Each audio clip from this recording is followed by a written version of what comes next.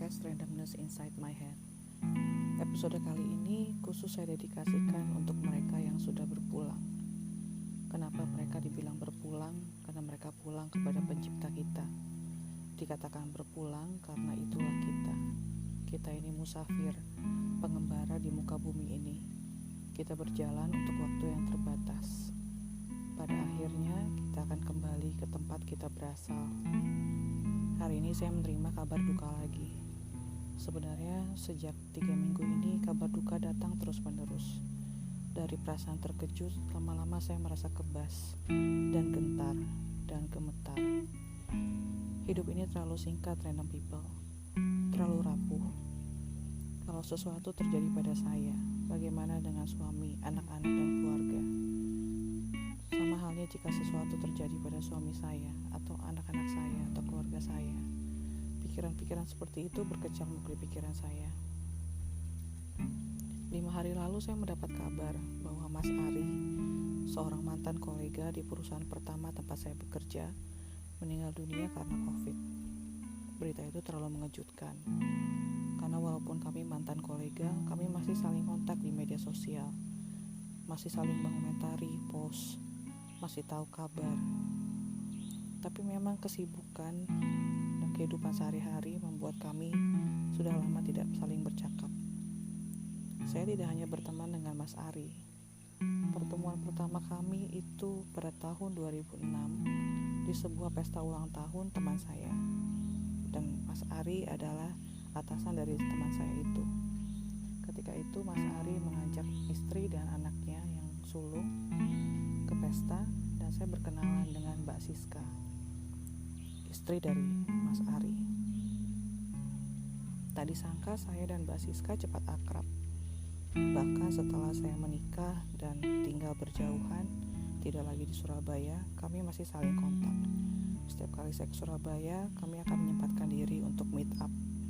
Dari hanya teman kantor akhirnya menjadi teman keluarga. Tapi ya begitulah. Di media sosial kadang kita saling kontak, saling mengomentari post, saling update. Tapi ada masa-masa di mana kita kehilangan kabar sama sekali. Hari ini Mbak Siska juga meninggal dunia. Pasangan suami istri ini meninggal dunia meninggalkan 2 anak yang masih kecil, Odi dan Oda. Hati saya ikut remuk untuk mereka. Bagaimana nasib mereka nanti? Siapa yang akan mengurus mereka, anak-anak yang masih kecil ini? Dan bagaimana kami bisa membantu? Saya jadi mengerti perasaan mama saya ketika sahabatnya meninggal dunia tiba-tiba 4 tahun yang lalu. Almarhum Tante Nining tiba-tiba jatuh dan koma. 5 hari kemudian beliau menutup nafasnya. Mama saya sudah bersahabat selama 30 tahun lebih jadi kepikiran. Dan itu mengakibatkan pembuluh darah di otaknya pecah dan dia mengalami stroke dan lumpuh sebagian. Ketika saya menghadapi keadaan mama yang tidak berdaya, saya sempat kesal. Kenapa harus begitu berempati? Ujungnya kan merugikan diri sendiri dan membuat khawatir keluarga. Tapi sekarang saya mengerti perasaan mama waktu itu. Ada perasaan tak berdaya, hampa, dan ketakutan yang menjalari dan membuat kita begitu merasa lumpuh. Saya mengerti empati mama. Saya mengerti duka mama. Karena saya mengalaminya hari ini. Ketika ada orang yang dikenal tapi sudah lama tidak kontak, dan kita menerima kabar duka dari orang itu, ada penyesalan yang tak terjawab. Ada kebuntuan, ada rasa putus asa, karena tidak bisa memutar balik waktu. Segimanapun saya menyesal, saya tidak bisa datang kembali, melihat kembali almarhum Mas Ari dan Mbak Siska. Pertemuan kami yang terakhir 5 tahun lalu.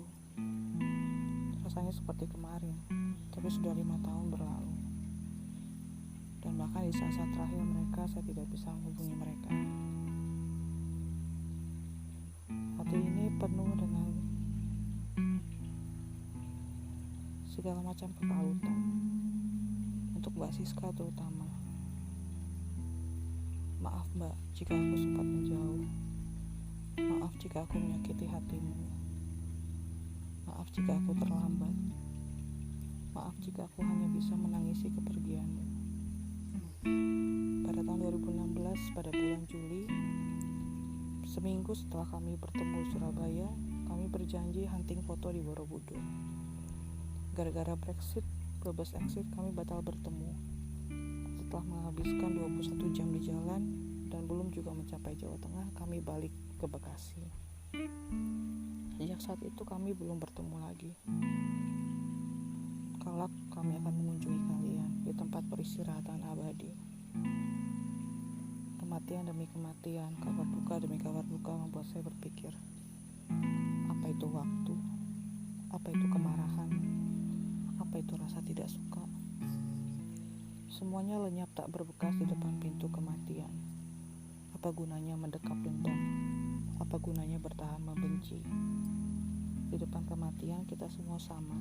Nafas terhenti, waktu sudah habis, tidak ada kesempatan kedua. Kalau sudah begitu, apa gunanya penyesalan? Apa gunanya berandai-andai? Hanya untuk meratapi what could and should have been done. Untuk mereka yang berpulang, selamat jalan. Kamu sudah mencapai garis finish. You have fought a good race. Untuk kita yang ditinggalkan, tidak ada kata-kata yang cukup. Semoga kuat, semoga terhibur, semoga tabah. Itu hanya lip service. Usaha kita untuk ikut merasakan penderitaan orang lain. Padahal setiap penderitaan adalah spesifik, khas bagi setiap orang. Duka dan kehilangan terlalu spesifik untuk dibagi dan dialami antar orang. Kesedihanku karena kehilangan teman tidak sebanding dengan kesedihan Odi dan Oda karena kehilangan orang tua. Saya hanya bisa meraba-raba, mereka-reka apakah kita terpuruk di lubang yang sama. Selamat jalan Mas Ari, selamat jalan Mbak Siska. Sampai bertemu kembali. Tenanglah kalian di surga, di rumah Bapa yang kekal. Izinkanlah kami melanjutkan perjalanan. Di sini kami melanjutkan hidup. Sampai ketemu lagi di episode berikutnya dalam podcast Randomness Inside My Head.